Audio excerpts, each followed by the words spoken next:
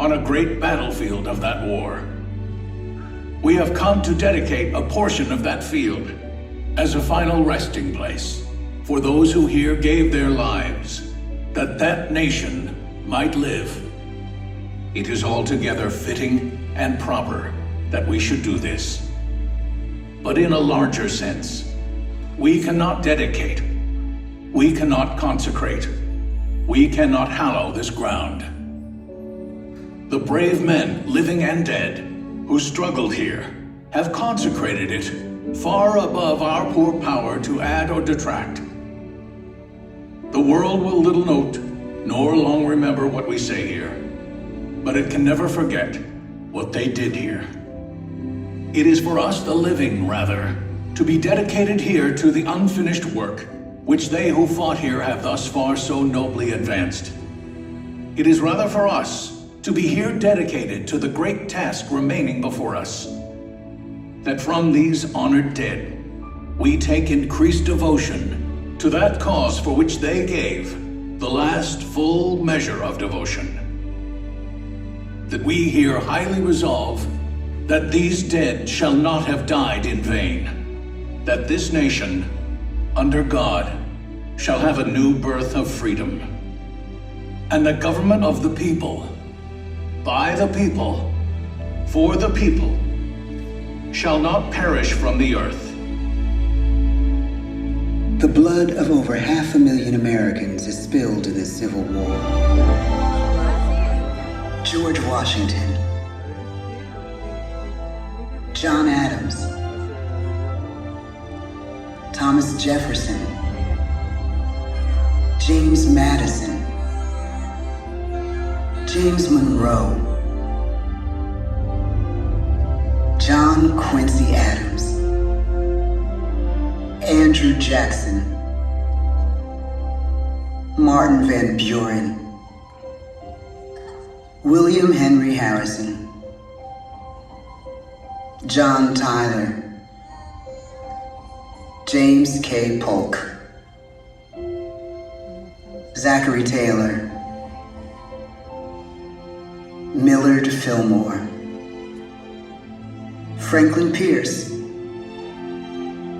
James Buchanan, Abraham Lincoln, Andrew Johnson, Ulysses S. Grant, Rutherford B. Hayes, James A. Garfield, Chester A. Arthur, Grover Cleveland, Benjamin Harrison, William McKinley, Theodore Roosevelt, William Howard Taft, Woodrow Wilson, Warren G. Harding, Calvin Coolidge, Herbert Hoover, Franklin D. Roosevelt, Harry S. Truman, Dwight D. Eisenhower, John F. Kennedy, Lyndon B. Johnson, Richard M. Nixon, Gerald R. Ford, Jimmy Carter, Ronald Reagan, George Bush, Bill Clinton, George W. Bush, Barack Obama, Donald Trump.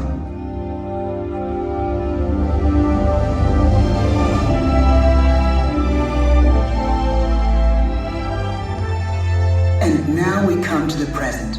Once again, we place our trust in the idea of a president, as we have from the beginning.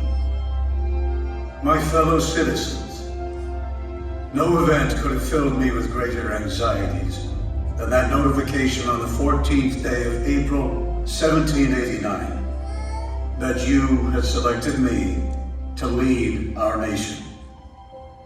But it was with the confidence of my fellow citizens that I took an oath. 35 simple words that have been repeated by every American president throughout history.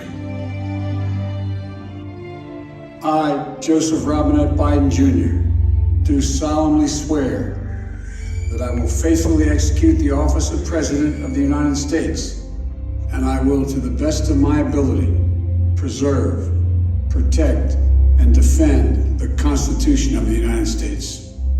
So help me God. The presidency of the United States is a role unique in the world, an office entrusted to each president by us, we the people.